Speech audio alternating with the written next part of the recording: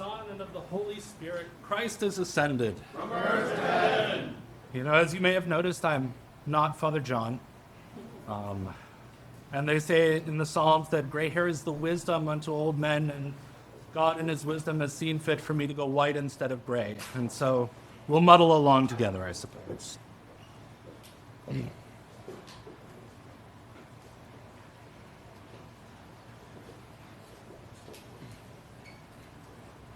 We are in a time of incredible tension right now.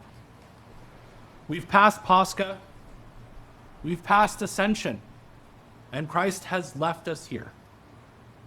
And that's a scary, scary place to be.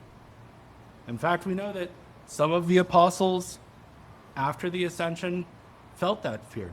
They felt alone, and they left. But it's not a new fear. In fact, a month and a half or so ago, we stood at the Crucifixion. We saw Christ die. And we saw that fear again.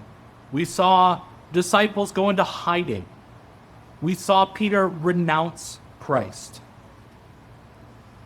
But in that time of fear, we also saw how we should react to that tension within ourselves. In the time of the Ascension, we have the apostles that remain and go out and do their work. They continue to do the work of Christ. At Pascha, we see the women meet the gardener in the tomb and find that he is Christ and carry that message joyfully of the resurrection to the ones who stood with Christ himself. We saw, as Christ told us over and over again, that the last were first. The women who served and who were seen on the side carried that message forward. But here we go through it again. We have a promise that Christ would return from the resurrection, and in the Ascension, that Christ would send a comforter to us. And we have that hope. In one sense, in Pascha, it is realized immediately. And now, in this time where we are right now, we are still waiting that hope of Pentecost. That is our Christian life. We have the promise of God calling us to himself. But we live through our everyday wondering over and over and over again, is that promise really real? As we live through that hardship, do we really, really anticipate that process and that joy of salvation? And the problem that we find ourselves in is we are very uncomfortable with the idea that we don't know. We only have our experience to judge by, and we don't know. That's not a new problem, though.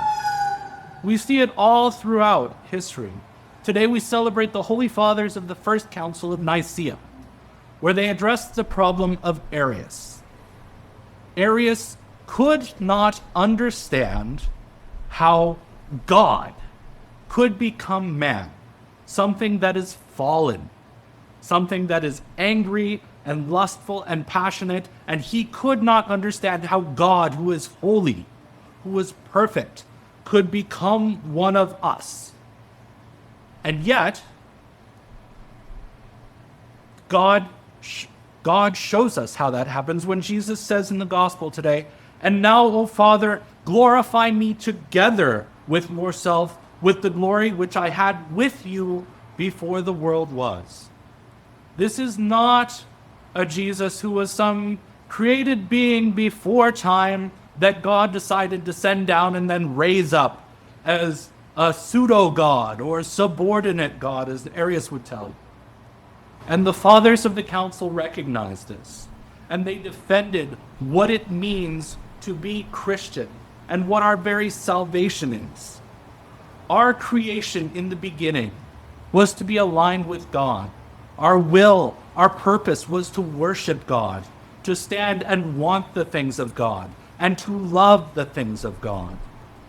And in our own choice, in our own uncomfortability with the uncertainty, we grabbed and said, no, I want to make that choice. I want to know. And we fell. When Christ comes in the flesh as fully God and fully man, he enables us to be raised with him.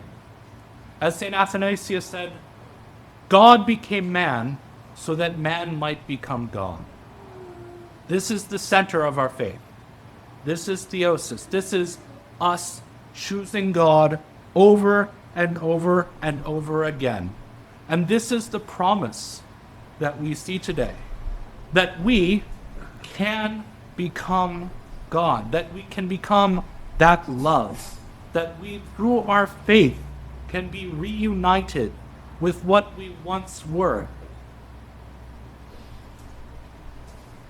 If we hold that belief, he will raise us to himself. But what is that belief? Is that just confessing the creed? We do that every Sunday. But we know not everyone becomes a saint.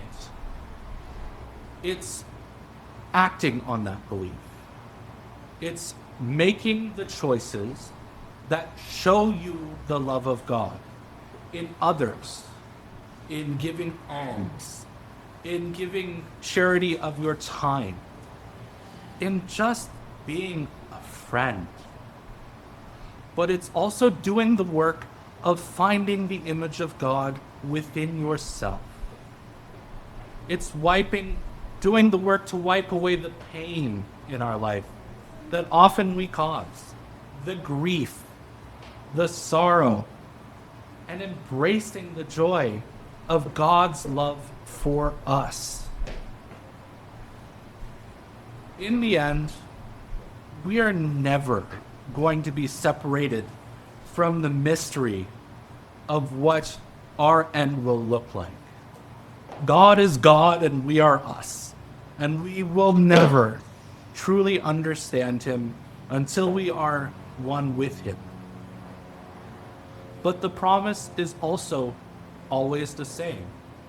If we act faithfully as the apostles at the Ascension, who go out and continue to go and do the good works and preach the risen Christ, if we go like the women who saw Christ at the tomb and boldly declared him, if we can even just find it in ourselves to earnestly seek God, we will find that promise fulfilled, because our choices will always be the same.